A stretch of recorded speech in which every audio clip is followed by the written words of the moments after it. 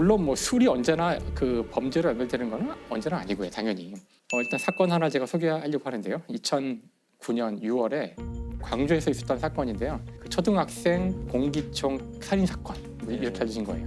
되게 끔찍한 사건인데 밤 8시 반쯤일 거예요. 이제 사건의 그 범죄자인 40대 이 씨가 운전을 하고 가다가 횡단보도를 건너고 있는 그 초등학생을 신호도 무시하고 달려서 친 거예요. 일단 그 이 씨는 지금 현재 음주 운전 상태고 심지어는 지금 무면허 상태이기도 해요. 모든 게 안 좋죠. 2005년에 이미 음주 운전으로 면허가 취소가 됐는데 2007년에 운전을 하다 잡힌 거예요. 무면허 음주운전에 이제 신호를 무시하고 초등학생을 횡단보도에서 친 거예요. 답이 안 나오네. 횡단보도에서 친 거예요. 그러니까 정말 그 교통사고로 할 수 있는 최악의 상황이 벌어진 건데 그 아이를 일단 태우고 병원에 갔어요. 병원에 갔는데 시간이 좀 늦었고 뭐 MRI 찍어야 될 것 같은데 우린 찍을 수 없으니까 다른 병원으로 가보라 그랬고요. 애기가 다쳤다거나 교통사고가 났다거나 그런 이야기도 안 하고 MRI를 지금 찍을 수 있느냐 해서 우리 간호사가 지금은 찍을 수가 없다 그랬더니 그럼 알았다 그래가지고 그냥 데리고 나갔다 그러네. 그래서 다시 차에 아이를 태우고 다른 병원으로 이동을 해야 되는데 다른 병원으로 가질 않고 이 아이를 태운 채로 광주시 외곽으로 나가서 담양의 호수가 근처로 가서 아이를 그 공기총으로 6발을 쏴서 죽이고 그 사체를 유기하고 그리고 돌아온 거예요. 죽이고 끔찍한 사건이죠. 더군다나 이제 CCTV가 다 남아있고 그런데 더욱 안타까운 것은 아이가 이제 첫 번째 병원 갔을 때 좀 이상하지 않으세요? 아이가 위태했다면 다시 다른 병원으로 가라고 하지 않았을 거 아니에요? 그 화면을 보면 이제 아이가 걸어가요, 이렇게.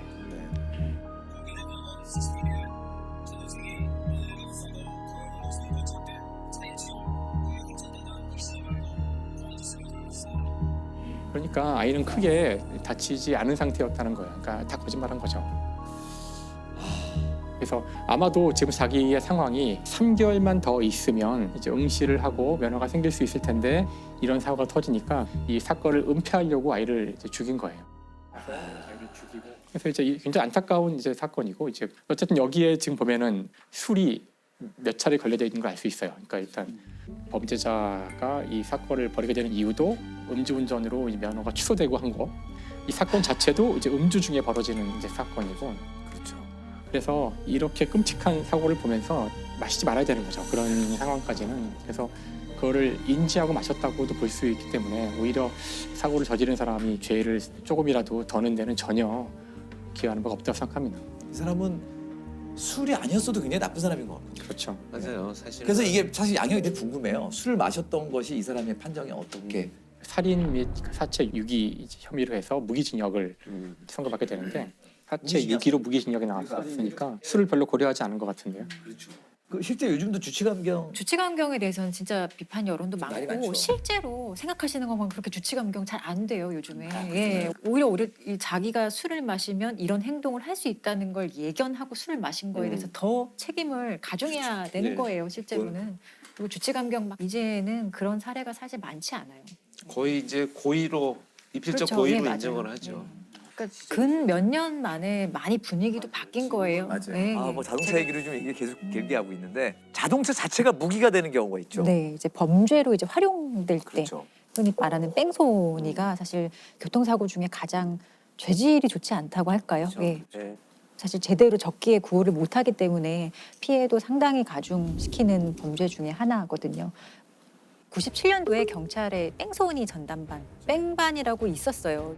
당시에는 이제 뺑소니의 검거율이 50%에서 60% 정도밖에 안 됐다 그러거든요. 그래서 이 검거율을 조금 높이기 위해서 뺑소니 전담반을 좀 설치하자고 해서 24시간 수사 체계를 구축하고 신속하게 초기에 증거 수집하고 도주한 사람을 잡는 데 목적이 있었던 좋은 취지로 이제 시작한 전담반이었는데 사실 뺑소니 범은 요즘엔 정말 잡히기 쉬운 범죄 중에 하나거든요. CCTV 때문에 CCTV가 그런 거죠. 가장 크고 이제 과학 수사도 발달했기 때문에 지금 뺑소니 전담반의 역할이 좀 서서히 좀 네. 희미해지다가 임시 기구처럼 이렇게 좀 변해요.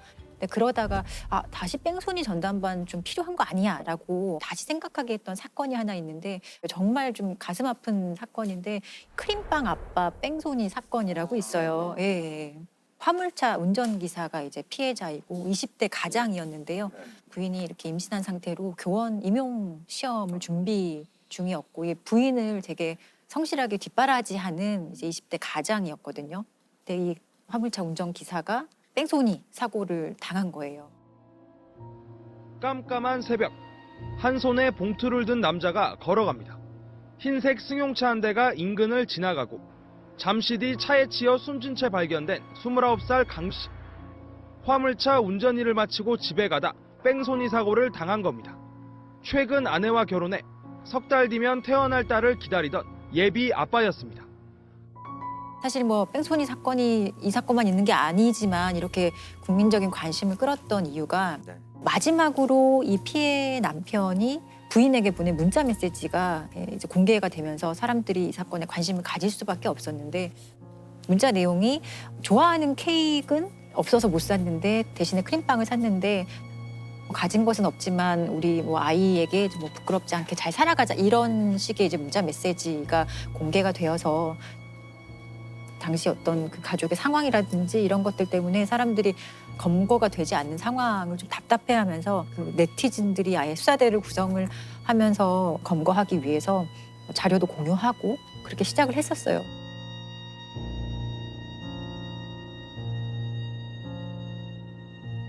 사실 뺑소니 사건은 초기에 해결 못하면 조금 장기화되는 경향이 있는데 이 사건도 나중에 좀 확인을 해보니 경찰이 뭐 4명이 사실 처음에 수사를 맡았었지만 실제로는 1명의 경찰이 사건을 담당하고 있었고 초기에 뭐 특정 차를 가해자의 차량이라고 특정까지 했어요. 그리고 언론에 공개까지 했었는데 결국에 엉뚱한 차량을 또 가해 차량으로 지목을 해서 잘못된 특정을 했던 것도 있거든요. 그러다가 범행 장소에서 100m 떨어진 차량 정비소에 CCTV가 있다라는 제보를 받고 가해자를 좀 특정할 수 있었던 자료가 있었고 그런 과정에서 가해자가 수사망이 좁혀오자 좀 심리적으로 압박을 받아서 범행 19일 만에 스스로 자수를 하게 되어서 검거하게 되었어요. 사건 발생 19일 만에 피의자 38살 허모 씨가 자수했습니다. 청주지방법원은 피해자를 치고 그대로 도주해 결국 만삭의 아내를 남겨둔 채 숨지게 했으며 수사가 진행되는 것을 알고도 부품을 구입해 직접 수리하는 등 사고를 은폐하려 한 정황이 인정된다고 밝혔습니다. 법원이 운전자 허 씨에 대해 징역 3년을 선고했습니다. 그럼 이 사건 이후에 뺑소니 전담반이 네. 다시 부활을 좀 하게 되는 계기가 됐나요? 예, 범인을 좀 적기에 좀 검거하는 그런 뺑소니 광역수사대라는 것도 신설을 해요. 뺑소니가 한 지역에서 일어났다가 또 다른 지역으로 넘어가는 경우도 많거든요. 도주를 하면서. 그래서 다른 지역을 관할하는 경찰서끼리 사실 협업해야 되고 공조해야 될 일이 많아지기 때문에 관할 상관없이 아주 수사 공조 체계가 긴밀해진 것 같더라고요. 2016년도에 뺑소니 사건 검거율을 보니 거의 99%였어요. 90, 예, 99%였고 다 잡히는 거네요. 예, 사실상 다 잡히는 거고 그리고 사망 사건의 뺑소니는 사실상 검거율이 100%였어요. 다 검거가 되는 상황이 되는 거죠, 이제. 또 하나의 문제가 있는데 바로 사망사고 보험금 문제였어요. 재작년에 있었던 사건인데 을왕리에서 치킨 배달을 하는 이제 50대 가장이 만취한 차량에 찌어서 사망하게 한 사건이 있어요. 인천 을왕리 해수욕장. 배달 일을 하던 50대 치킨집 사장이 승용차에 치여 숨졌습니다. 가해 운전자와 동승자는 둘 다 술에 취한 상태였습니다. 사고로 인한 운전자와 동승자는 차에서 내리질 않습니다. 구급차가 도착하고 심폐소생술이 진행되자 그제서야 남녀가 화면에 포착됩니다. 이들은 경찰이 조사할 때도 비틀대고 휘청입니다. 그 코로나 있던 상황에 치킨 배달을 또 하는 과정이었고 또 가해 차량이 만취한 음주운전 차량이었기 때문에 사람들이 많이 관심을 가졌던 사안이고 이 사건을 계기로는 사실 보험에 대한 얘기가 조금 대두가 됐었어요. 실제로 사망 사건이 발생해도 사고 분담금이라고 그러죠. 그거를 분담하고 나면 나머지는 보험사가 다 알아서 보장이 됐던 거예요. 이 을왕리 사건에서도 피해자 유족에게 2억 7천만 원을 이제 보험사가 보상을 해줍니다. 그런데 이 만취 운전자가 냈던 자기 분담금은 고작 300만 원에 불과했거든요. 근데 이게 과연 맞는 일이냐? 왜냐하면 상당히 고의적이잖아요. 음주, 특히 만취를 하고 운전을 했다는 것은 사고에 대한 엄청난 책임이 이미 있는 거거든요. 그런 것들 때문에 이제는 자동차 의무보험에 있어서는 음주운전, 무면허운전, 뺑소니, 약물, 마약 같은 경우에는 인명사고에 대해서 보장을 해주지 않아요. 앞으로 정부는 음주나 무면허 사고를 내면 보험 처리를 못하게 법을 고치기로 했습니다. 앞으로는 음주, 무면허, 뺑소니, 그리고 마약과 약물 사고를 내면 보험사가 지급한 보험금 전체를 가해자에게 받아내게 하기로 했습니다. 사고는 가해자가 냈는데 그게 일반 고객들의 보험금 인상 부담으로 작용하는 게 불합리하다고 판단하여 제도를 개선하기로 하였습니다. 뺑소니라는 게 실수로 일단은 사람을 치어요. 그 이후에 잘못된 판단을 해서 도주를 하는 방법을 택하는 거라서 사실상 치밀하게 증거를 인멸하거나 완전히 숨거나 그렇게 하기 상당히 어려운 범죄 중에 하나거든요. 실제로는 검거율이 높을 수밖에 없어요. 내가 사고를 내서 누군가 다쳤다 한다면은 최대한 그 사람을 구호하려는 것을 해야 되는 게 너무 당연한 일이거든요. 근데 정말 법률적으로도 그 순간 잘못된 판단을 하고 도망간다? 그때부터는 정말 살인이에요. 맞습니다. 예. 지금 뺑소니 말고 자동차로 일으킨 범죄 중에 굉장히 저한테 기억에 당시에 남았던 그런 사건이 있어요. 저 고등학교 1학년 때 일어난 사건이고요. 여의도 광장 차량 질주 사건. 다들 예, 기억하실 겁니다. 예. 이 사건이 일어난 게 1991년 10월 19일인데 그때는 여의도 공원이 아니라 여의도 광장이었죠. 예. 근데 그 여의도 공원 되기 전에는 거의 정말 다 아스팔트. 예. 지금 한강 둔치처럼 거기 이렇게 많이 갔던 거예요. 예. 맞아요. 그 자전거 타고 롤러스케이트 타는 분들이 되게 많았어요. 거기서. 이 사고가 일어난 게 토요일이에요. 토요일이고 사람 많이 모였죠. 아이들 자전거 타고 롤러스케이트 타고 하는데 녹색 하이드 한 대가 갑자기 질주를 해서 들어와요. 200m를 가면서 23명을 쳐요. 서울 여의도 광장에서 20살 김용재 씨가 훔친 승용차를 과속으로 몰아 광장에서 주말 오후를 보내던 학생 시민들 사이로 뛰어들었습니다. 김 씨는 KBS 본관 앞길에서 여의도 광장 쪽으로 차를 과속으로 몰아 닥치는 대로 사람을 치어서 12살 지군과 6살 윤군이 그 자리에서 숨졌습니다. 또 학생과 시민 21명이 한꺼번에 중상을 입었습니다. 오늘 사고로 피해를 입은 사람들은 대부분 어린이들로 주말을 맞아 가족이나 친구들과 함께 여의도 광장에 놀러 나왔다가 이 같은 변을 당했습니다. 이 차가 들어오자마자 초등학교 5학년생 자전거 타던 아이를 치워요. 아이는 현장에서 바로 사망합니다. 조금 있다가 6살짜리 아이를 또 칩니다. 이 아이도 바로 사망합니다. 그때 방송 뉴스를 보니까 그 라이드 속도가 시속 100km였다고 해요. 사람들이 알았죠. 아, 저게 사람을 치러 오는 차구나. 막 도망을 가죠. 살인질주네요. 살인질주죠. 네. 현장은 아수라장이 됐죠. 뭐 피투성이에 뭐 부서진 자전거 파편, 뭐 옷가지, 뭐 신발 막 이런 거 널려 있었습니다.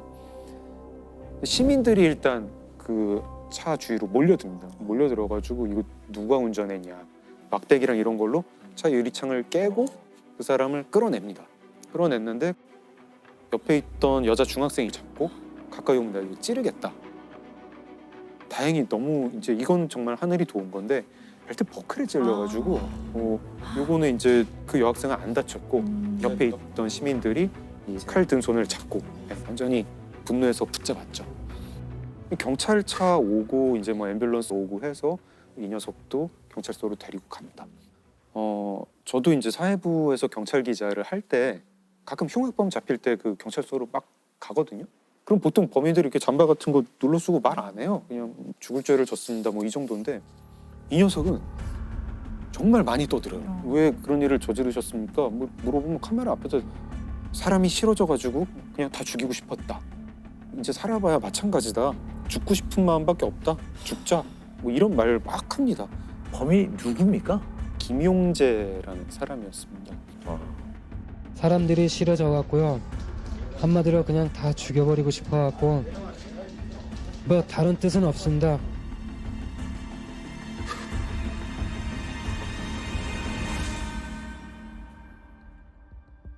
좀 불행한 삶을 살긴 살았어요.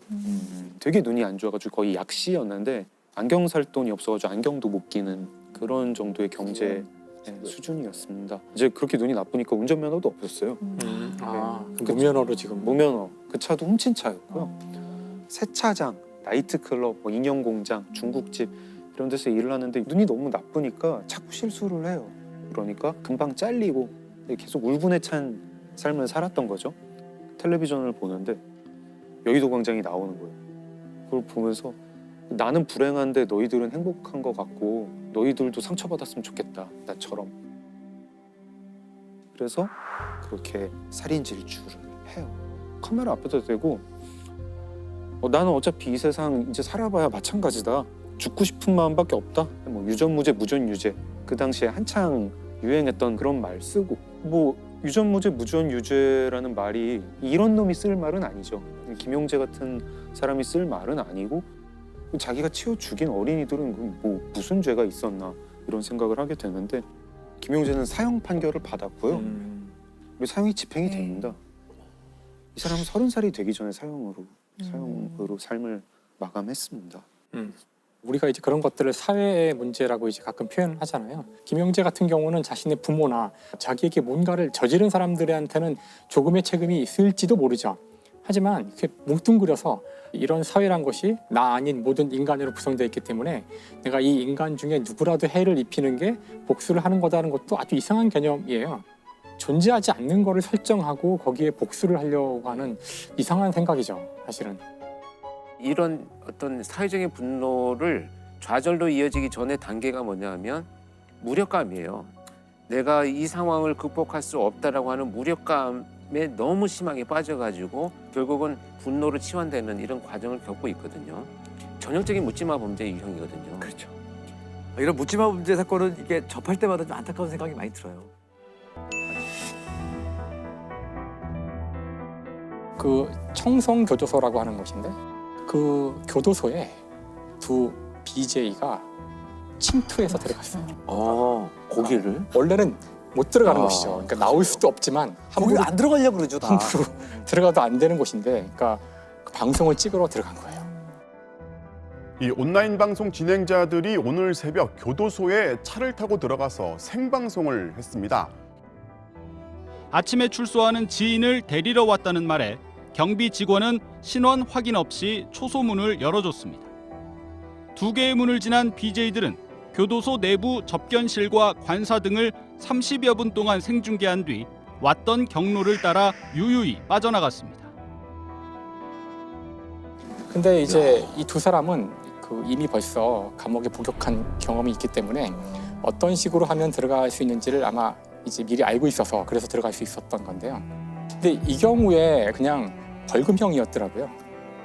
아이러니하게 이 방송을 또 자기들이 또 우리 나왔습니다 뭐 이런 사실 거. 제가 정확히 말씀하신 것 때문에 이제 이 주제를 선택할 때 고민했던 점이 그런 점이었어요. 그러니까 여기서 다루어지는 것 그 자체가 사실은 이 범죄를 저지르는 사람들에게는 도움이 되는 것일 수도 있지 않을까. 그래서 아마 제가 오늘 최대한 그 자세한 그 인적 사항을 알 수 있는 내용들은 얘기 안 하려고 노력을 할 텐데요. 그렇죠. 사실 관종한테는 오로지 관심만이 목표이기 때문에 지금 이것도 분명히 그 불법적인 건데도 그런 행동을 한 거잖아요. 2020년에는 또 어떤 일이 있었냐면은 음주운전을 하면서 생중계를 한 사람이 있었어요. 음주운전을 하면서 유튜브 생방송을 한 40대 남성이 현장에서 붙잡혔습니다. 저 태어나갖고 음주운전 오늘 처음 걸린 겁니다. 내가 방송 끼고 음주운전하고 왔잖아요. 내가 깔끔하게 뭐 하면 되죠. 그러니까 이렇게 단지 관심을 받기 위해서 음주운전이라는 굉장히 사실 위험한 범죄라고 생각하는데, 음주운전은 다른 무고한 사람들도 이 차와 사고가 나면은 그 상해를 입을 수 있는 그런 것이잖아요. 그래서 결국 A 씨에게는 그 징역 6개월과 집행유예 2년 그리고 그 중법 운전 교육 40시간이 명령되었다고 합니다. 그 사실 이제 이렇게 그 관종이 심하다 보니 가지 말아야 될 곳에 들어간 이런 범죄들이 있는 반면 또 어떤 종류의 그 관종에 의한 범죄가 있냐면은 그 사이버 레커라는 말 들어보셨나요? 사실 레카라는 거는 저희가 이제 교통사고 나면은 달려오는 차 있잖아요. 그렇죠. 예, 그 차를 얘기하는데 여기 왜 레카란 말이 붙었냐면은 지금 한참 이슈가 되는 어떤 사건이 탁 뜨면 그걸 노려서 현재 이슈가 된 사건과 관련된 동영상을 재빨리 만들어서 탁 띄우는 거예요. 그러면 이제 거기 현재의 관심에 편승하여 많은 이제 클릭수를 받을 수가 있는데 문제는 그렇게 급조하여 만들다 보니 뭐 새로운 내용은 거의 없고 이미 다 나온 거를 그냥 재빨리 짜집기 하는 정도를 만들 수 있을 뿐이고 그거를 아주 자극적인 방식으로 뉴스를 포장해서 보여주니까 이제 굉장히 위험한 거죠. 이슈가 된 사건을 짜깁기하거나 자극적 루머를 재생산하는 유튜버, 이른바 사이버 레카가 문제로 떠오르고 있습니다. 최근 악성 댓글 피해를 호소했던 유명 운동선수와 BJ 등이 극단적인 선택을 했습니다. 그게 다 관심이 돈으로 이어지기 때문에 생기는 일이겠죠. 그렇죠. 이 시대의 관심이란 것이 돈이기 때문에 아마 처음 시작은 단순히 뭐 좋아요를 받거나 이런 걸로 시작했을 수가 있겠지만 돈만이 아니라 어떤 의미에서는 병으로 간 것으로 볼 수도 있어요. 문제는 이것이 그냥 새로운 게 없으니까 사람들 관심이 없을 수도 있으니까 여기에 약간 또 주관적인 어떤 내용을 넣거나 심지어는 가짜 뉴스로 만들거나 이제 이런 일이 종종 벌어지는 거죠. 그러니까 그냥 짜집기만 하는 게 아니라 그래서 이것이 실제로는 이제 가짜 뉴스를 퍼뜨리는데 아주 중요한 역할을 하게 돼서 사회에 큰 문제가 일어날 수도 있고 이제는 사실 그 쉽게 이 문제를 제가 지나칠 수 없는 상황이 된 것이죠. 이 가짜 뉴스가 피해가 굉장히 심각한데도 규제가 쉽지 않다 그러더라고요. 그렇죠. 이게 보통 이제 가짜 뉴스라는 거는 일단 뭐 사실관계가 일단 잘못된 거지만 가짜 뉴스를 생산했다는 그 자체만으로는 실제로는 처벌할 수가 없는 상황이고 예를 들어 개별 어떤 특정한 개인에 대한 명예훼손이라든지 모욕 이런 정도의 수준이 되어야지만 처벌할 수 있는 사법 체계거든요. 현재로서는 사실 되게 규제하기 어려운 영역 중에 하나인 것 같아요. 이게 좀 정신의학적으로 좀 위험한 관심병이 있을까요? 그 뮌하우젠 증후군 같이 뮌하우젠 증후군. 아예 관심을 받기 위해서 자해, 뭐 심지어는 가족을 위험에 빠뜨리거나 아니면 그 외에 없는 질병을 얘기한다던가 불행을 만들어내고 이런 경우들 되게 많이 하죠. 사실 이것은 아주 옛날부터 알려져 있었어요. 그 학계에서는 1950년대에 미국의 의사가 이런 종류의 그 질병이 있다는 사실을 알게 된 거고요. 그래서 증세는 말씀하신 대로 이제 너무나 관심을 받기를 원한 나머지 거짓으로 꾸며댄다거나 주로 몸을 이제 막 상하게 한다거나 이제 이런 증세를 보이는 건데 근데 이 뮌하우젠 증후군 가운데 아주 안 좋을 수 있는 케이스가 그 다른 사람을 이용하여 자신에 대한 관심을 이제 끌어내는 그러니까 자기를 상해하지 않고도 관심을 받을 수 있으니까 어떤 의미에서는 좀 더 이 사람 입장에서는 더 나아진 방법일 수도 있을 텐데 아주 안 좋은 방법이죠. 그래서 이럴 때에는 자신이 손쉽게 사용할 수 있는 그런 사람을 쓰게 돼요. 그러니까 멀쩡한 자식을 아프게 만들거나 이제 이런 일이 벌어지는 거죠. 그래서 실제 그런 사례가 있었는데 미국의 그 스피어스라는 사람인데요. 그 이제 아이를 낳았어요. 아들을 낳는데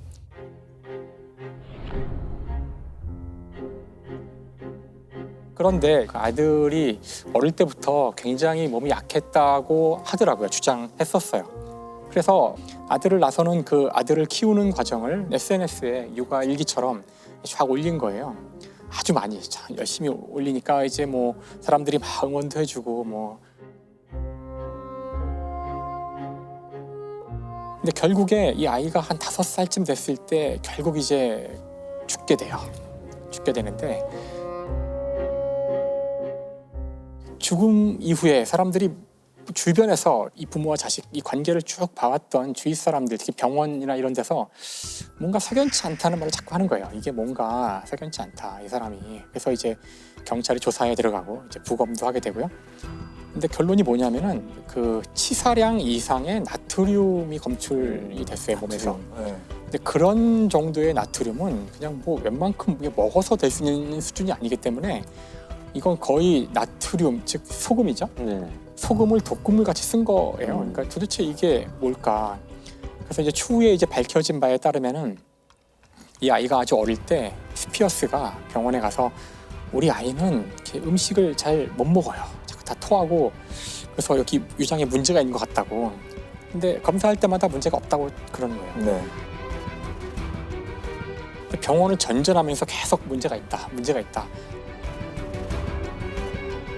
결국은 이제 문제가 있다는 것에 동의한 의사가 수술을 해서 관을 이렇게 위장에 직접 넣어서 연결을 하는 그런 수술을 하게 돼요.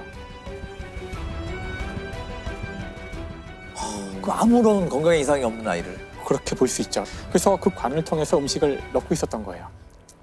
근데 이 죽음이 있었던 그 한 며칠 전에 그 CCTV를 쭉 분석해 보니 이 엄마가 이 애를 데리고 화장실에 잠깐 갔다 오는데 뭘 했는지 모르죠. CCTV는 없으니까 그쪽에는.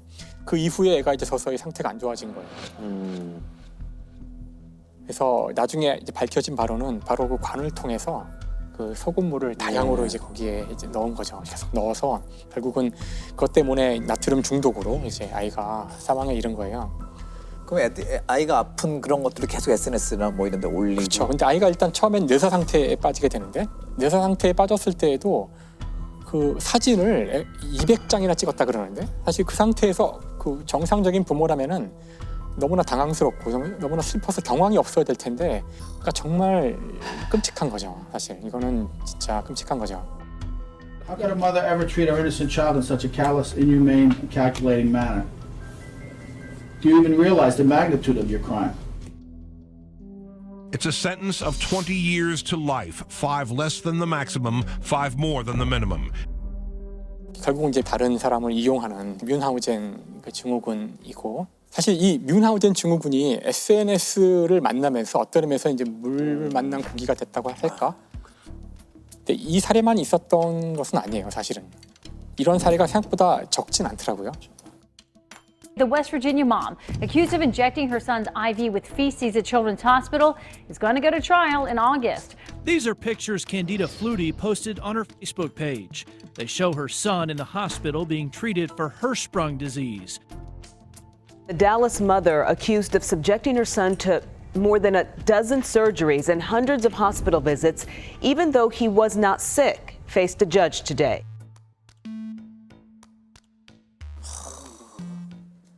사실 이 시대에 우리가 가장 중요하게 다뤄야 될 자원이 바로 관심이라고 생각하거든요.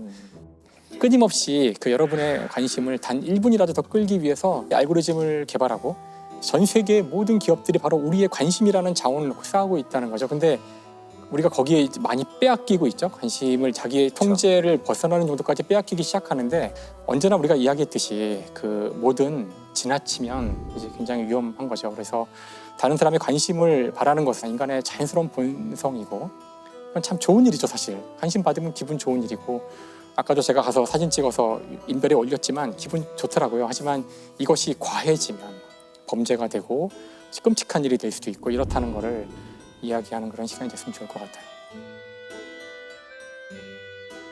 담배 월세가 됐습니다.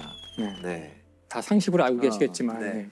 전쟁하지 말자고 적어도 올림픽 기간 중에는 전쟁을 하지 말자 이제 그런 취지로 시작됐다고 알려져 있죠. 그래서 언제나 올림픽 기간에는 다 가급적 그 지금도 현대에도 전쟁을 자제하는 그런 올림픽 하면 떠오르는 범죄 중에 뭐가 있으세요? 저는 도핑 테스트, 약물에 관련된 범죄 가장 많죠.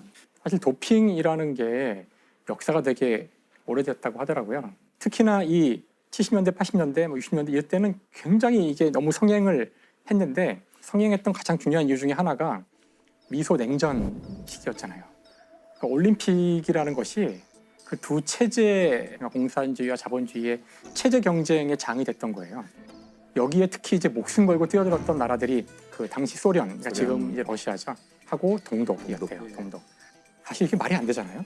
운동 경기에서 이긴다고 어느 체제가 더 우월할 리가 없는데 88 올림픽, 서울 올림픽 때 동독이 몇 위였는지 아세요? 국가 순위? 거의 2, 3위 아닌가요? 2위죠, 2위. 2위 맞아요.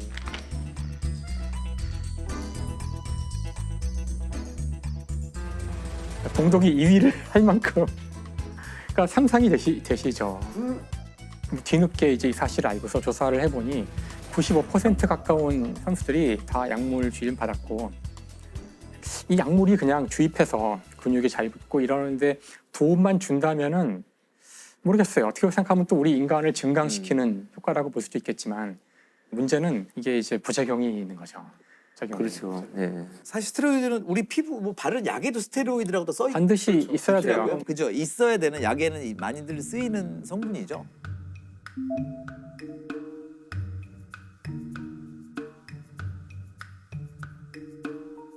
근데 아나볼릭 스테로이드라고 해서 원래는 이제 남성 호르몬이 많이 나와서 근육을 만드는 데 도움을 주는 것인데 이걸 이제 장기 복용하게 되면 남성 호르몬 같은 게 인위적으로 주입된 거기 때문에 남성 같은 경우는 이게 결국은 자신이 스스로 만드는 호르몬은 안 나오게 돼요.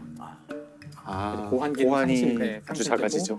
이게 들어가서 온갖 다른 문제를 많이 일으켜서 오래 못 가요. 남성을 살게 되는데 이제 의존할 수밖에 없게 되고 이 끔찍한 사례 중에 하나가 이제 안드레아스 크리거라는 여성 투포한 동독 선수였는데요. 그때가 20살이었는데 이제 약을 자꾸 투입받다 보니 남성화돼 가는 거예요. 남성화. 자꾸 이제 수염도 막 나고 몸에서 막 목소리도 붉어지고 그래서 이제 도저히 더 이상 경기를 할 수가 없는 거예요.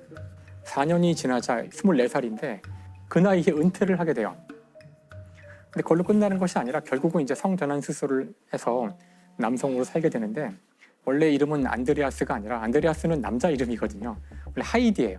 하이디 크리거였는데 나중에 엄청난 후유증에 시달리게 돼요.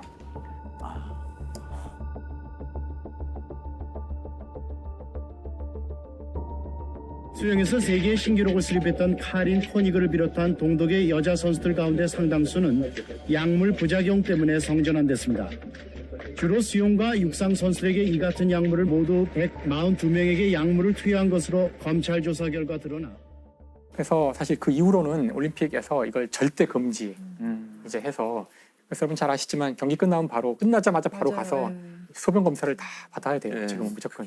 예를 들면 그렇게 걸리는 분들 많다면서요. 그냥 한약 같은 거 잘못 먹고 도핑 테스트에 걸려가지고 그렇죠. 자기도 모르는 사이에 수도 있죠. 성분이 있어서 메달이 박탈되거나 선수를 못하게 되는 경우도 있었다. 그와 관련된 일도 있었는데 어쨌든 그때 이제 88 서울 올림픽이 열리게 되고요. 그 올림픽에서 가장 충격적인 사건 중에 하나가 벤 존슨이냐 칼로이스와 사실 올림픽의 꽃이라고 할 수 있는 마라톤과 100m 육상이잖아요. 100m 육상에서 당시 최고의 핫 이슈는 칼루이스가 이제 그전 올림픽에서 1등을 금메달을 했었고 이제 2연패를 할 수 있느냐. 근데 벤 존슨은 새롭게 나타난 스타인데 캐나다. 그렇죠. 세계 신기록을 보유한 사람이에요. 그는 이제 새로운 별과 그 오래된 스타와 누가 이길 것인지 전 세계가 이목을 집중시키고 있었고 차려.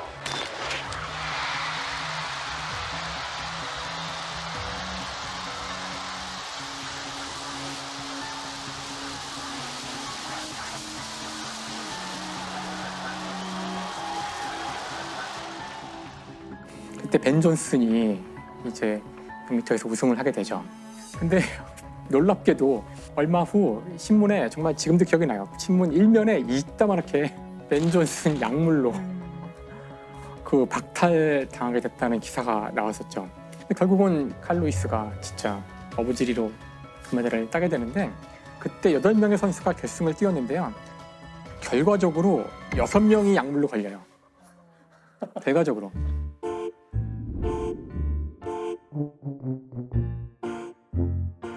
다 만연해 있었다는 거네요. 정말 이건 너무하는 거죠. 그래서 사실 칼루이스도 3개 약물에서 양성이 나왔어요. 나왔는데 이 경우는 이제 가서 설명을 했대요. 뭐 이런 이유 때문에 뭘 먹었는데 그것 때문에 그래서 막 회의를 해가지고 그래 이건 아닌 것 같다 해서 넘겨준 거고요. 그러니까 얼마나 당시에 약물이 만연돼 있었다는 거죠. 이런 일을 겪고 나니까 이제는 도핑 테스트가 상당한 수준에 올랐고 이제는 못하는 걸로 널리 인식이 되었지만 이제 우리 모두 알고 있듯이 러시아에서 사실 그 뒤에서 지속적으로 정부 주도 육상연맹이 거기에 다 가담을 하여 아주 조직적으로 이제 이걸 해왔다는 증거들이 있었고 그래서 대규모로 이제 잡히게 돼요. 세계 반도핑 기구 와다의 보고서는 충격적이었습니다. 러시아 정부가 최근 5년간 열린 국제 대회에서 소변 샘플을 바꿔치기 하는 수법을 사용해 전 종목 선수들의 도핑을 조직적으로 은폐하고 지원했다고 발표했습니다. 그래서 이거 어떻게 이걸 하냐면은 정부에서 아예 그 연맹에서 다 만들어서 준대요. 그 약물이 들어있는 귀족 부인의 칵테일이라고 하는데 그거를 약물이라고 말을 안 하지만 다 알고 있는 거예요. 주면은 그러면 당연히 경기가 끝난 다음에 도핑 테스트를 하면 양성이 나오겠죠. 그러니까 그럴 걸 대비해서 미리 평소에 그 소변을 받아서 냉동시켜서 보관한대요. 도핑 테스트를 위해서 소변을 채취해서 이제 테스트를 하려면 어딘가 모아놓잖아요. 이제 정부 요원이 침투를 해서 바꿔치는 식으로 해서 버텨온 거예요. 야, 정말 진짜 어이가 없어가지고 결국은 이게 이제 밝혀지죠. 밝혀져가지고 IOC에서 이거를 아주 강력하게 제재를 해야 하는데 참가를 못하게 하는 건 아니고. 그래서 막 나라 이름 못 쓰고 뭐 이런 거 있지 않았나요? 그렇죠. 국기도 못 쓰고. 나라 이름을 쓰지 못하게. 그리고 깃발도 러시아 깃발을 들지 못하고. 다음에 금메달을 따더라도 보통 금메달을 따면은 시상대에 서 있고 국기가 올라가고 국가를 연주하는데 그것도 못하고요. 얼마 전에 있었던 도쿄 올림픽에서 마찬가지였잖아요. 그때도 러시아 깃발을 들지 못했지만 참여를 하게 됐는데 이게 과연 충분한 제재인지 잘 모르겠고요. 맞습니다. 러시아 이름을 걸고 가지 못한다. 뭐 이 정도로 그냥 끝난 거죠. 너무 말도 안 되는데 그거는.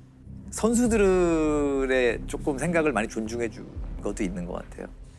올림픽만 바라보고 사는 선수들 때문에. 모르겠어요. 올림픽뿐만 아니라 운동 경기 도대체 우리는 왜 운동 경기를 보는가? 왜 이렇게 열광할까? 기록이 뭐 9초, 뭐 9.5초 그런 숫자가 더 작아지는 것을 보려고 보는가?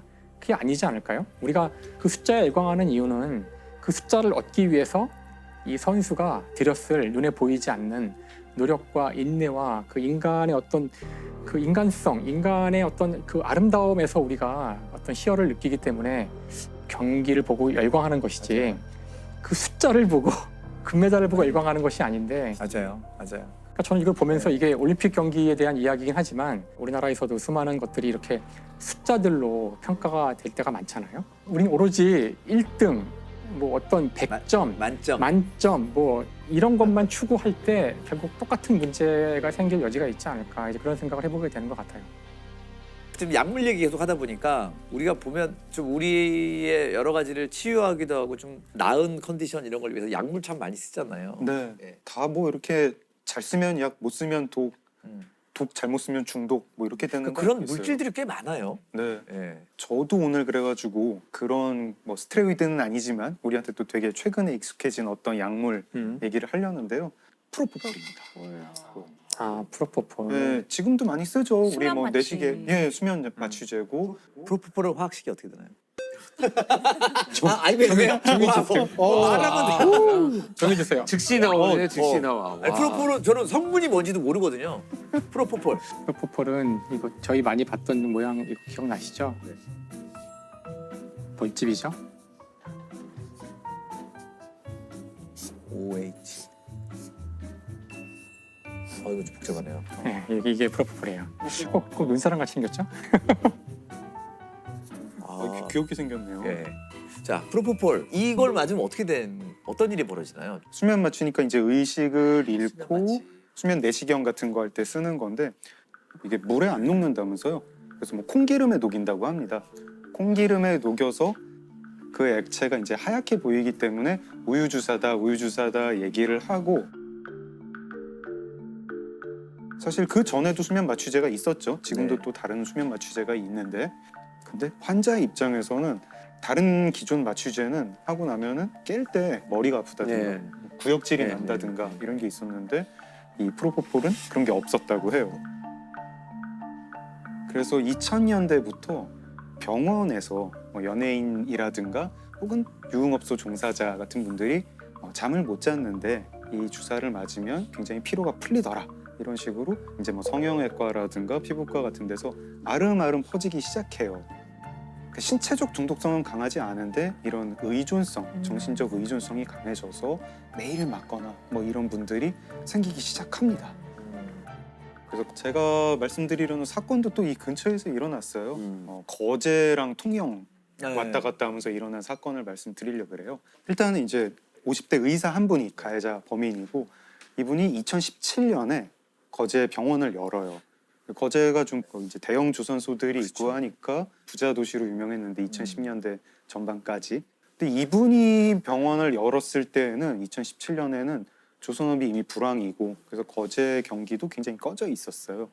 그래서 이분은 병원을 열었지만 뭐 돈을 벌기는커녕 2달 만에 빚이 6억 원이 됐다고 해요. 그때부터 이분한테 어떤 안 좋지만 짭짤한 수입이 생겨요. 뭐냐? 주변에 유흥업소 종사자들이 와서 이 우유 주사를 맞고 가는 거죠.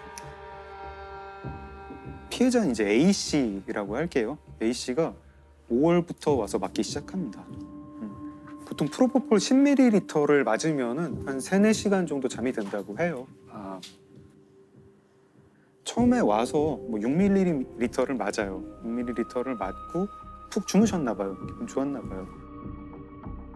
며칠 있다 또 와서 또 맞아요. 14ml 맞고 그리고 또 며칠 있다가 또 놔주세요. 이번에는 30몇 ml 이후로 막 30ml 이런 식으로 용량이 늘어납니다. 네, 용량이 늘어납니다. 그러다가 5월 말이 되면 이제 하루에 60ml를 맞게 돼요. 10배를 더 맞은 네. 거네요. 그러다가 6월이 되면 6월 12일부터 24일까지 13일 동안 매일 맞으세요. 매일 맞고 하루에 막 100ml씩 맞는 그런 날도 있어요. 처음에 6mm에서 시작했다가. 네, 6mm에서 시작했다가. 그래서 그리고 병원장도 이제 걱정이 되죠. 계속 와가지고 이 주사를 놓으니까 당신이 지금 프로포폴에 중독이 되는 것 같다. 큰 병원에 한번 가봐라. 이런 말은 했다고 하는데 그 이상의 조치는 취하지 않았다고 해요. 그리고 이 병원장 입장에서는 A 씨를 참 놓치기가 힘들었을 것 같은 게 한 번 주사를 맞을 때마다 30만 원에서 50만 원씩 돈을 받았다고 합니다. 그래서 문제의 날은 7월 4일인데 이상한 일들이 이 병원에서 많이 벌어지는데 그날 하나는 뭐냐면 그날 간호사들이 출근을 안 해요. 그 병원장이랑 싸워서 출근을 안 해서 접수 데스크의 직원이랑 병원장이랑 이렇게 병원을 간호사 없이 운영을 했어요. 그리고 이 A 씨가 와서 프로포폴 주사를 맞았죠. 처음에 12ml를 투약을 합니다.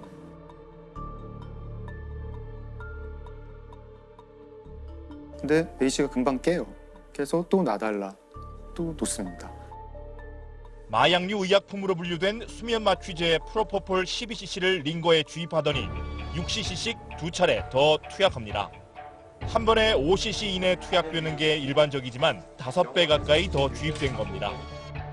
또 놓고 이번에 저혈압으로 사망을 합니다. 이때 이제 이 병원장이 되게 끔찍한 생각을 하게 되죠. 이 유족이 나한테 손해배상을 청구하지 않을까? 이 걱정이 생겨요. 그래서 어떻게 하냐면 이 프로포폴을 수액실이라는 방에서 온 손님들한테 놔주고 있었는데 얼른 커튼을 쳐요. 이 시신을 못 보게. 커튼을 치고 그 환자들 깨어나고 돌려보내고 접수 데스크 직원한테도 오늘 수고했네. 오늘 일찍 가. 이래서 보냅니다.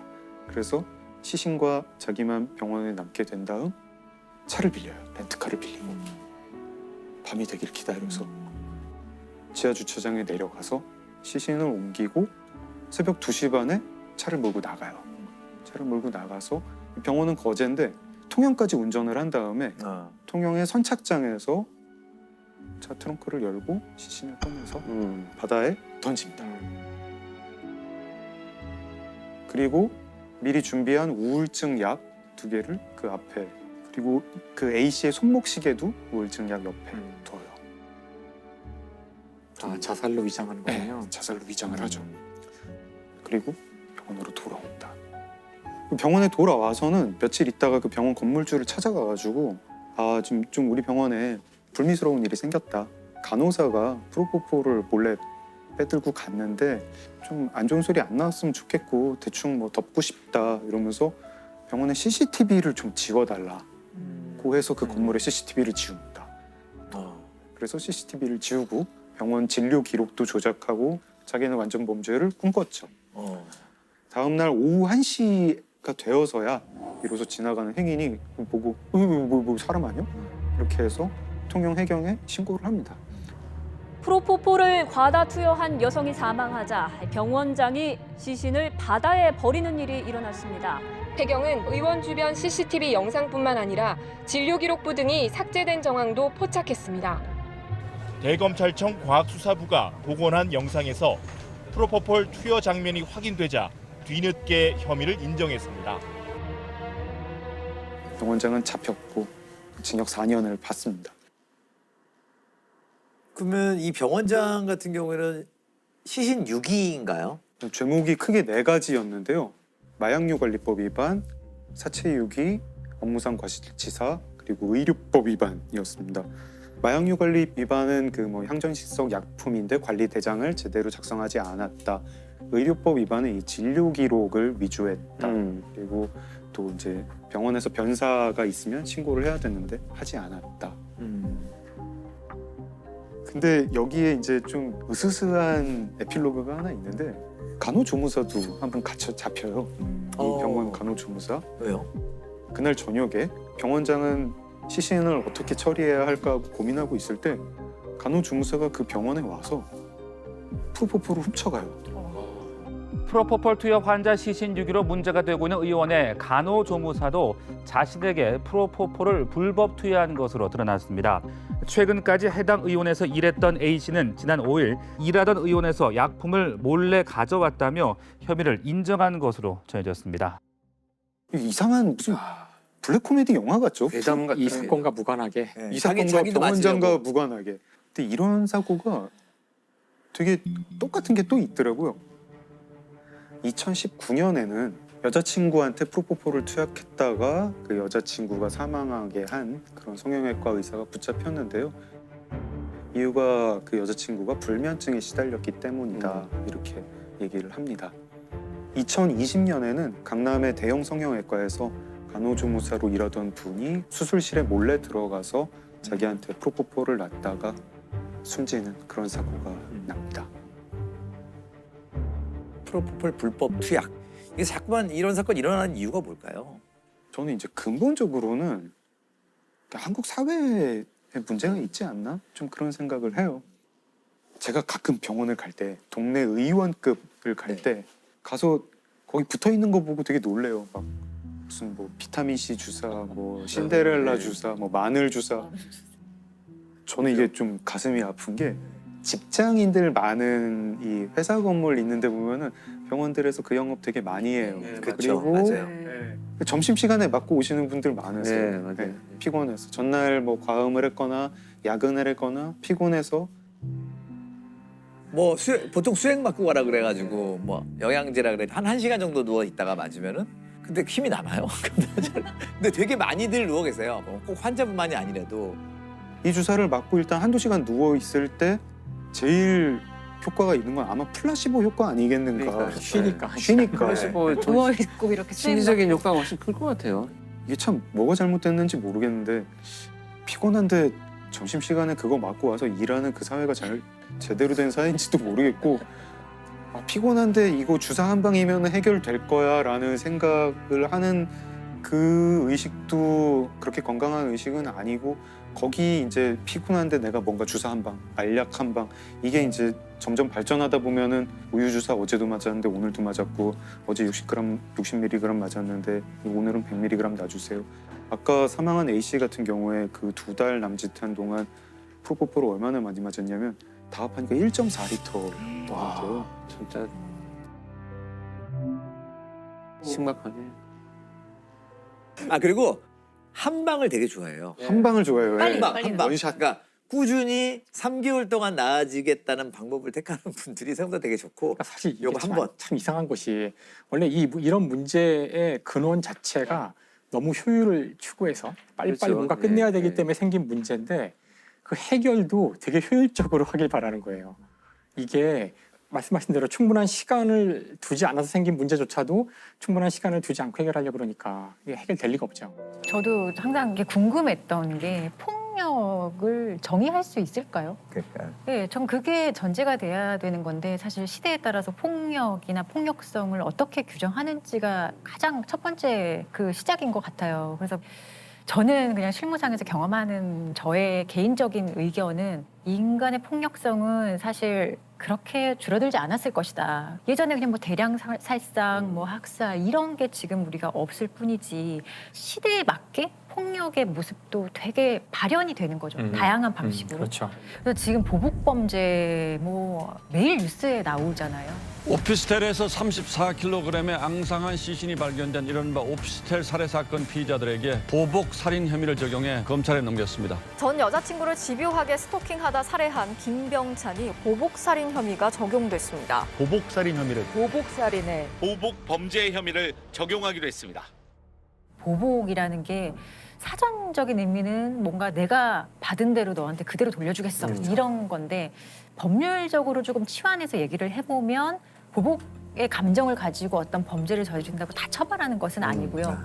형사사건화된 수사 단계, 재판 단계 전 과정에 대한 얘기이기 때문에 예를 들어 수사의 어떤 단서를 제공한 사람, 뭐 고발인, 고소인 또는 수사기관의 어떤 진술을 한 사람들, 법원에서 증언한 사람들 그런 사람들을 보복할 목적으로 살인하거나 그리고 상해, 폭행하거나 감금, 협박했을 때 좀 가중처벌하는 것을 우리가 보복범죄라고 법률적으로 얘기를 할 수 있어요. 예를 들면 평소에 나를 많이 괴롭혀왔던 친구에게 보복한다는 그건 보복 사건하고 좀 다른 거네요. 네, 그런 거랑 다르죠. 그런 거하고 좀 다른 거죠. 예. 그래서 이게 지금 특정 범죄 가중 처벌 등에 관한 법률이 정식 명칭이고 저희가 흔히 줄여서 특가법이라고 얘기를 많이 해요. 이 법률은 이 보복 범죄만 규율하고 있는 건 아니고요. 네. 특정한 범죄를 설정하고 그 범죄를 좀 강력하게 처벌하는, 가중 처벌하는 그런 법률이에요. 일반 형법상의 살인죄가 사형, 무기징역 또는 5년 이상의 징역인데 이 보복 범죄의 형량은 사형, 무기징역 또는 10년 이상의 징역이에요. 그러니까 사실상 2배 이상 높게 처벌은 하고 있는. 하한이 10년. 하한이 10년. 그거 알아야겠어요. 잘 알아야 되죠. 이렇게 보복 범죄에 대한 처벌이 좀 강화되게 된 계기가 있나요? 그 법정 증인 살해 사건이라고 있거든요. 법정 증인 살해 사건. 예, 말 그대로 법정에서 증언하고 나오는 사람을 살해한 사건이에요. 법원 앞에서. 법원 앞에서요. 법원 서울 동부지방법원 앞에서 그것도 대낮에 6월이면 얼마나 밝은 대낮이었겠어요.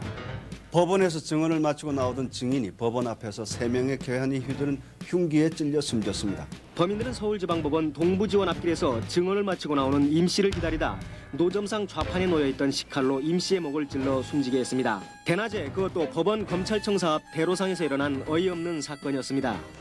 살해된 임 씨는 오늘 오후 검찰 측 증인으로 법정에 나왔고 피고인에게 결정적으로 불리하게 증언한 점이 범인들로 하여금 흉기를 휘두르게 한 것으로 보여집니다.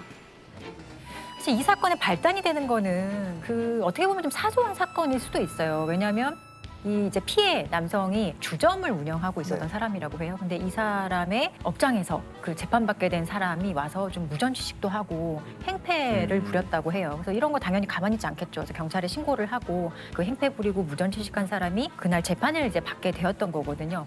재판하면서 그 피해자는 그날 있었던 일에 대해서 피해자의 입장에서 증언을 했던 상황이었고 그리고 함께 법정 방청석에서 들었던 피고인 측 사람들이 따라 나온 거죠. 무슨 뭐 마피아 얘기도 아니고 한국에서 무슨 영화에서 나오는 장면이잖아요. 불과 90년에 있었던 사건이기 때문에 어떻게 보면 얼마 되지 30년, 않은 사건이에요. 30년 좀 넘네요. 법원 앞이라는 건 검찰청도 바로 그 앞에 있었다는 얘기고 그 경찰서도 사실 얼마 떨어지지 않은 거리였어요. 이 사람들에게는 그냥 법치주의라는 게 없는 거예요. 예. 이 당시 분위기가 어땠을까요? 90년도에. 당시에 이게 검찰 입장에서도 상당히 충격적이죠. 왜냐하면 검찰 측 증인이 나와서 증언을 했는데 바로 법원 앞에서 살해를 해. 굉장히 어떻게 보면 검찰 입장에서 망신을 당한 거기도 하고 모욕을 당한 거기도 하고. 형사 절차나 국가의 공권력에 대해서 정면으로 도전하는 범죄잖아요. 그래서 이 검찰 측에서도 이 사건 우리가 직접 엄중히 수사하겠다.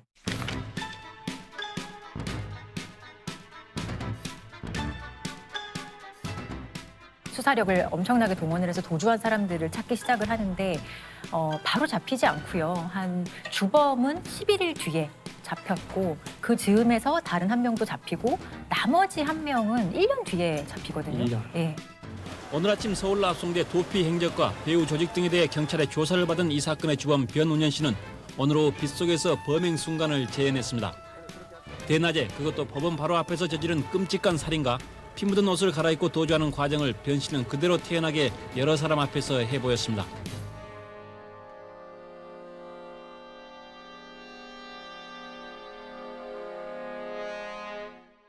그리고 이 사건을 계기로 이제 이 보복 범죄를 강하게 처벌해야 될 필요가 있겠다라는 어떤 좀 사회적인 합의도 좀 달라졌겠죠, 기존과는. 그래서 이런 상황에서 법정에 내가 나가야 될 상황이 있다면 누가 이렇게 편한 마음으로 그렇죠. 증언을 할 수가 그렇죠. 있었겠어요. 그래서 근데 이 보복 범죄는 좀 다른 거랑 다른 것 같아요. 이건 사법 체계 전체에 그럼요. 대한 예. 테러이기 때문에 이거는 사실 우리가 이제 사적인 제재를 사적 복수가 금지되고 또 문명화를 거치면서 국가가 형벌권을 행사하는 모습으로 바뀌는 거잖아요.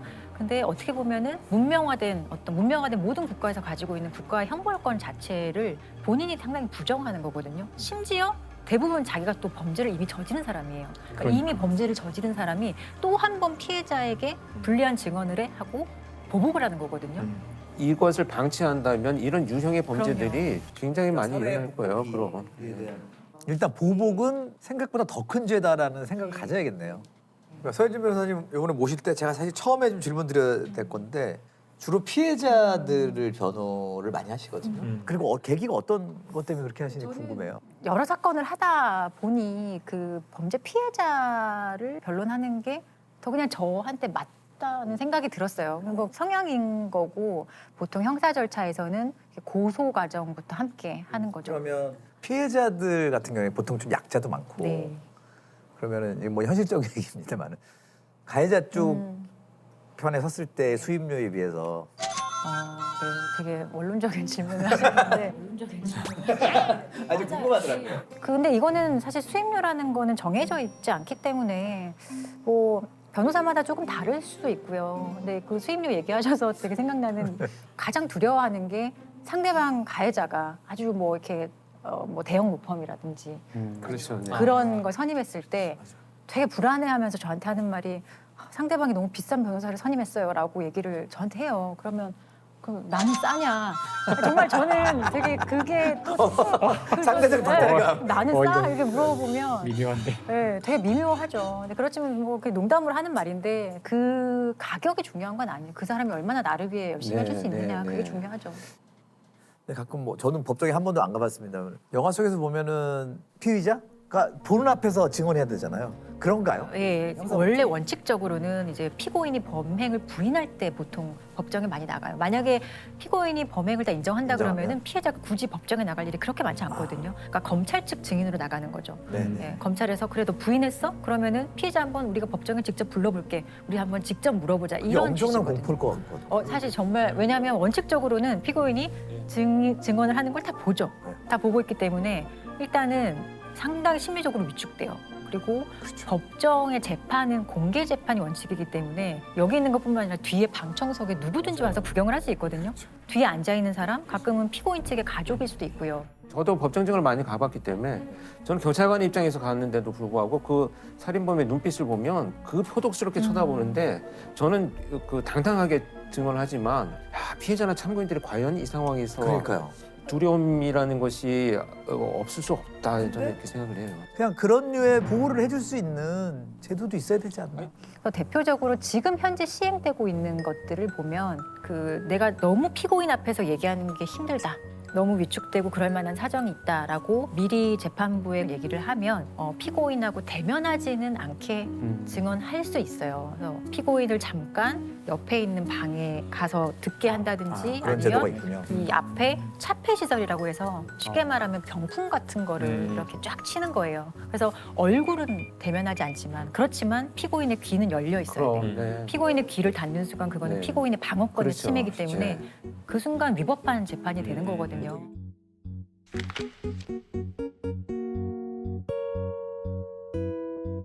저는 그 한마디만 덧붙이면 90년대 그 증인살인 사건이 그럼 이제는 안 일어날 수 있겠는가라고 생각을 해보면 증언을 하고 나오는 사람을 죽이고 이런 것들은 사실 많이 줄어들었을 수 있는데 보복 범죄의 통계를 한번 보면 2014년부터 19년까지 연평균 거의 400건 가까이 계속 있거든요. 결코 줄어들지 않고 하루에 한 건 이상 발생을 하는 거예요.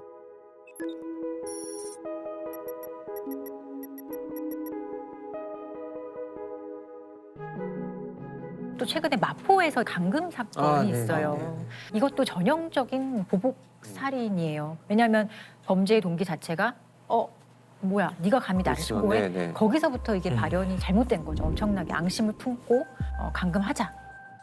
A씨를 오피스텔에 가둔 뒤 학대에 숨지게 한 혐의를 받는 20대 남성 2명이 경찰에 긴급 체포됐습니다. 폭행을 당한 피해자가 고소를 하자 피의자인 남성 2명이 이에 보복하고 사건을 무마하기 위해서 고소 취하 계약서를 작성하게 하고 고소를 취하한다는 문자를 경찰에 보내게 한 것으로 조사됐습니다. 여기서 멈추지 않고 감금과 폭행은 이어졌고 결국 피해자는 영양실조 상태로 숨진 채 발견됐습니다. 발견 당시에 성인 남성인데 34kg에 불과했다고 해요. 근데 지금 최근에 이제 경찰에서 신상 공개되는 김병찬 사건도 범죄의 동기 자체가 나를 스토킹 범죄로 신고했다는 거. 전 연인을 스토킹하다 살해한 혐의로 구속된 김병찬. 김 씨가 피해자를 5달 동안 집요하게 스토킹하다 신고를 당하자 보복을 한 것으로 피해자는 경찰 조사를 하루 앞두고 김 씨가 휘두른 흉기에 숨졌습니다. 그는 겁만 주려고 우발적으로 저지른 범행이라고 주장했지만 미리 치밀하게 준비한 정황도 확인됐습니다. 피고인들이 공통적으로 보복살인죄로 이제 기소가 되면 법정에서 하는 말이 보복할 목적은 아니었습니다라고 얘기를 하거든요. 보복할 목적만 없어지면 일반 살인죄로 이제 처벌이 될 수 있기 때문에. 그 말을 판사님이 다 이렇게 받아주나요? 피고인의 고의라는 건요. 범죄의 고의라는 것은 내 내심의 정말 의사를 말하는 게 아니라 그거는 알 수 없죠. 법률에서는 별로 중요하지 않아요. 근데 보복 목적 없다고 하더라도 드러난 사실이 뭐 예를 들어 신고 이후에 뭐 흉기를 준비했고 어떻게 계획적으로 뭘 했고 그 동기가 범행 신고였다라는 게 좀 명확해지면 사실 그런 변명은 형량을 높이는 자충수밖에 되지 않아요. 미우침이 없다 이러니까. 보통 보복 범죄자들의 특징이 있을까요? 최근에 교도소에서 온 편지들을 몇 차례 받은 사례가 있어요. 무려 한 20년이 지난 사건인데도 시종일관 나도 나쁩니다. 그러나 이렇게만 나를 건드리지 않았으면 내가 여기 있지 않았겠죠. 이것을 끝없이 주장을 하는 걸 보면 내 탓이 아니고 상대방 탓을 하는 이것이 가장 뚜렷하게 나타나요. 제가 본 특징은 상당히 계획적이다, 계획범이다. 오히려 왜냐하면 감정적이라기보다는 계획적이다. 아주 그거를 차곡차곡 쌓아서 어떻게 할지를 미리 계획을 하거든요. 그러니까요. 그냥 우발적으로 막 가서 지르는 애들이 거의 없어요. 내가 받은 상처를 얼마나 고통스럽게 돌려줘야 될지에 대해서 많은 준비를 하고 실행을 하죠. 근데 그 치밀함으로 잘 살면 될 텐데. 그러니까 그건 내가 하고 싶은 말이죠. 강릉에서 2012년 8월에 일어난 보복 살인 사건이 있어요. 강릉에서 2012년 8월에 일어난 보복 살인 사건이 있어요. 강원도 강릉에서 한 50대 남성이 자신이 운영하던 상점에서 숨진 채 발견됐습니다. 그런데 경찰에 붙잡힌 피의자는 정말 뜻밖의 인물이었습니다. 이것도 사실은 그 사건의 발단이 되는 것은 피해자와 가해자의 어떤 우연한 차량 접촉 사고에서부터 시작이 됐던 사건이에요. 접촉사고로? 네, 접촉 사고가 이제 났고 피해자가 나와서 가해자한테 이렇게 차량 번호를 이렇게 수첩에 적으면서 운전 좀 똑바로 하시지 뭐 그랬어요 이런 식의 얘기를 해요. 근데 사실 그 순간에도 가해자가 조금 자기 감정을 좀 주체하지 못하였던 사람인 것이 그런 말을 한다고 차를 몰고 피해자의 그 무릎을 박아요. 차량으로 가서. 그리고 나와서 그 자리에서? 그리고 피해자를 막 이렇게 폭행하거든요. 그래서 그 사건이 있으면 당연히 그 피해자가 가만히 안 있었겠죠. 경찰에 신고를 했었을 거고 한 10여 개월이 지나서 실제로 이 가해자가 이제 기소가 돼요. 그러면 기소가 되면 공소장이 집으로 오거든요. 야, 네가 이러이러한 범죄로 이제 기소됐으니까 이제 재판을 받을 거야라고 알려주는 건데 그 공소장을 받고 이 가해자가 이제 격분하는 거죠. 나를 신고해가지고 내가 지금 재판받아야 돼? 라는 그런 앙심을 품고 피해자를 찾아요. 강릉에서 가구점을 운영하고 있었던 남성이고 가구점 주변을 이렇게 차량으로 이렇게 돌면서 범행하기 좋은 시간을 아마 찾았던 것 같아요. 그래서 사람이 조금 없는, 손님이 없는 시간에 피해자를 좀 잔인하게 목이랑 어깨 부위를 칼로 찔러서 죽였다고 하고 나중에 CCTV를 보니 이 불과 들어가서 그 피해자를 사망하게까지 한 시간이 3분밖에 걸리지 않았다고 해요. 접촉사고로 무기징역을 받을 정도의 분노가 진짜 이게 인생 하나가 그냥 날아간 거잖아요. 일단은 보복범죄라는 거는 이 강력범죄 중에 가장 좀 죄질이 안 좋은 범죄 중에 하나라고 저는 생각을 해요. 그렇기 때문에 사실 보복 목적의 범죄인지를 일단 수사기관에서 면밀하게 먼저 살펴야 되는 거죠. 왜냐하면 놓칠 수도 있거든요. 그렇죠. 그게 제대로 잘 드러나지 않으면. 당사자가 가서 보복을 하면 당연히 용의 선생이 오르고 수사 대상이 되는데 청부를 하는 경우도 훨씬 많고 네, 제3자가 그러니까 전혀 다른 사람이 와서 묻지마 범죄처럼 일이 벌어진 것으로 수사가 돼버리면 그 당사자만 처벌하고 그냥 끝나버리는 경우가 있기 때문에 수사 잘해야 수사기관도 돼요. 잘해야 되고 법원도 잘해야 되는 거죠. 다 같이. 경찰이나 검사들도 많이 공격당할 것 같아요. 네, 그런 공격이나 위협들이 굉장히 많습니다. 뭐 실제 실행이 되는 경우도 있고, 전 그런 편지 경찰청에 있을 때도 많이 받았어요. 네 덕분에 잘 살고 있다. 딱 한 줄 오는 거야. 그 네 덕분에 잘 산다는 걸 내가 그럼 고마워라고 해라 이렇게 생각할 수는 없잖아요. 저도 그런 편지 교도소에서 변호사한테도 그렇죠. 보내요. 네. 잘 지내고 계시죠? 이런 편지도 오고. 진짜 맞아요. 그리고 법정에서도 사실은 구속되지 않는 피고인 같은 경우는 재판 끝나고 복도에서 그냥 같이 나가요.